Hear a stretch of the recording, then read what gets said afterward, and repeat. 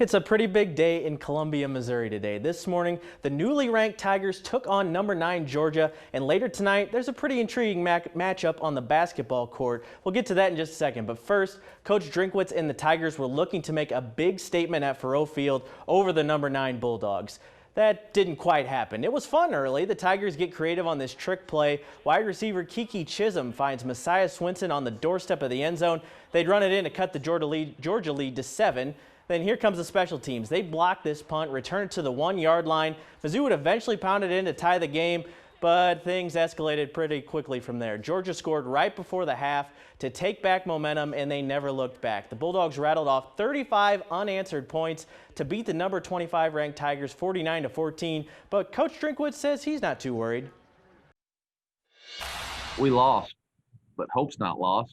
Like I told them, I'm disappointed in the result. I'm not disappointed in the team at all. So, yeah, we got our butt whipped. That's part of it, man. How you bounce back, that defines who you are as a person, as a team, as a coach. So, yeah, I'm not going to stress about it, to be honest with you. I'm going to stress about how we can fix it.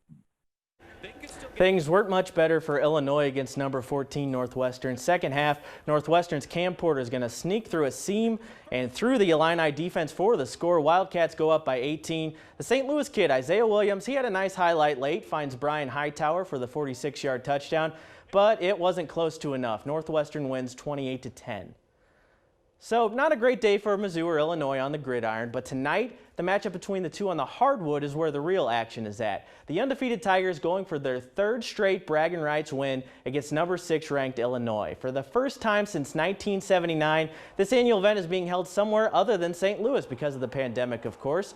One of the best non-conference rivalries in all of college hoops. There's been an extra dose of intensity the past few years with some former Illini recruits on the court for Mizzou. Missouri head coach Cuonzo Martin said this is one of his favorite games to coach, but he can't wait until the rivalry can shift back to St. Louis with the arena split down the middle in orange and gold. I think the game has to be played in St. Louis for a lot of reasons. Just the town, the community, all that thing. And I think we have to be better when we continue playing the game in St. Louis and just creating that atmosphere where fans come in, where you see it almost Thursday and Friday. You know there's a game coming on Saturday. We have to get back to that.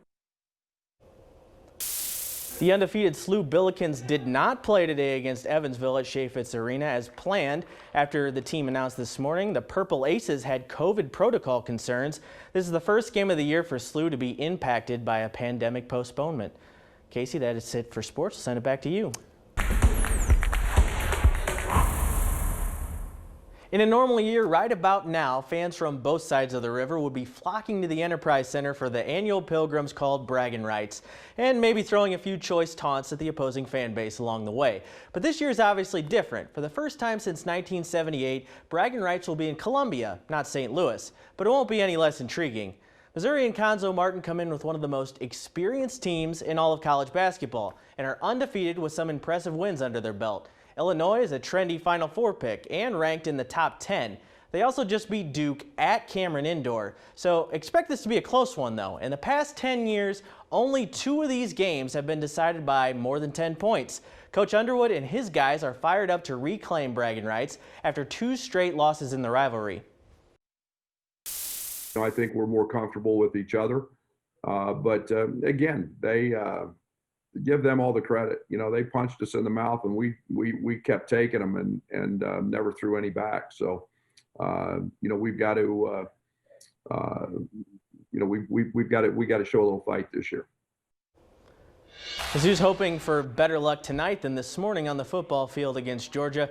Things were interesting early. This Larry Roundtree touchdown tied the game at 14. But Georgia turned it on just before the end of the half and did not let up. The Bulldogs scored 35 unanswered points to top the number 25 ranked Tigers in Mizzou's 2020 home finale. Even though Mizzou couldn't get it done today against Georgia, it's been an impressive season overall, both on the field and off of it, recruiting for Eli Drinkwitz, with 2 local 4-star recruits committing to Mizzou in the past week. East St. Louis wide receiver Dominic Lovett flipped from Arizona State to Mizzou yesterday, and SLU junior defensive back Isaac Thompson committed last week after turning down offers from schools like Michigan and Auburn. I talked with Thompson, and he said Drinkwitz and the Tigers are going all in on St. Louis. I mean, they're doing the best possible with what they have right now. They don't even have their recruiting classes in yet. And with their recruiting classes coming in, they've been recruiting the heck out of St. Louis and done a heck of a job recruiting. And I think that it's just up from here, and they know that, and that's what they try to portray to me and all the recruits from St. Louis. The undefeated SLU Billikens will have to wait a bit longer to hit the court again. Their home game today was postponed for COVID protocol reasons within their opponent Evansville's program. SLU is scheduled to play Indiana State on Tuesday in their next game. Casey, that's it for sports. All right, Corey, thank you very much.